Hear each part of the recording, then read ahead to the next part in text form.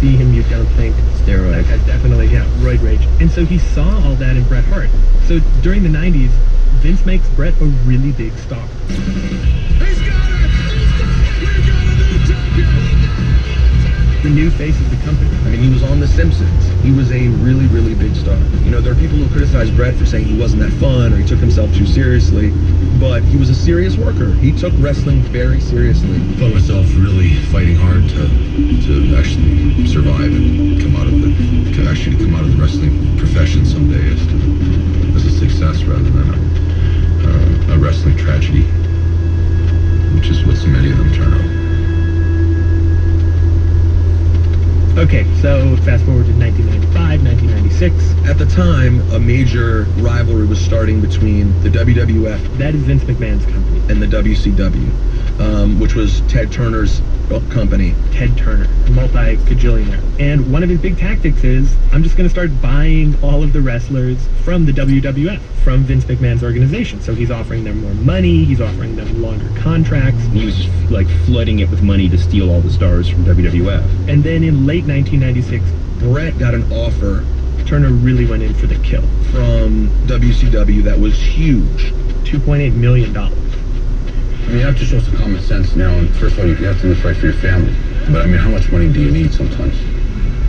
I found myself torn between trying to do the right thing for my family and at the same time show my loyalty. That's a clip of Bret talking in a documentary that was being filmed at the time. Called Wrestling with Shadows, which is fantastic. The filmmaker, Paul Jay, was nice enough to let us play some clips. In any case, Bret gets this offer, and he's got kind of this terrible decision to make. Because Vince gave him a lot. You know, he really gave him his life. And initially, Bret decides, there's no way I'm gonna leave. You know, I think my relationship with Vince McMahon was always sort of like a father. And I sort of saw myself, if I left, it would have been a little bit like leaving my dad, especially when the chips are down. He really did see Vince as a father figure. So Bret goes to Vince and basically says, convince me to stay. They went back and forth. There was conversation about him signing a long-term deal, a 20-year deal with WWF, not for as much money, but for guaranteed security. Vince said, I can't afford to pay you that. Just talk to Vince. In the documentary, Bret and his wife, they're sitting at a kitchen table. You see. He goes, nobody wants Bret Hart more than Vince McMahon. Then why is he letting you go? He can't afford to compete with Turner. He was, Turner's hell-bent on trying to put him out of business. I gotta think about everything. Just see what makes sense. I call Eric, maybe. Can we cut this off now for a little while? Ultimately, it became clear that Bret would have to go take the money. But I can't help but feel really disappointed that I left this company.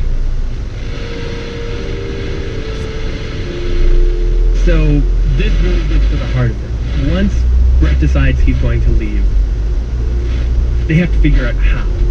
How are they going to make his exit? This is really the pivotal question behind all of this. Yeah, you know, it's a very, very delicate situation.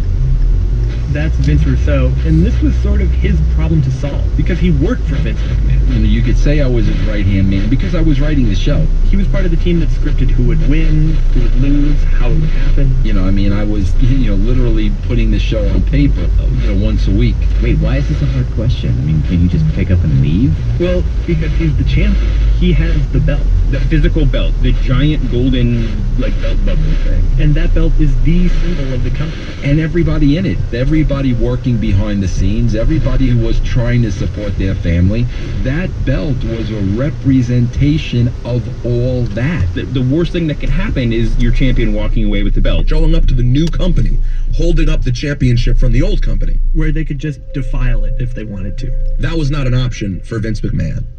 This isn't a perfect comparison, but the closest thing I've come up to in my mind is it would be like LeBron James quitting his contract with Nike and then showing up in an Adidas commercial and taking into a pair of Nikes.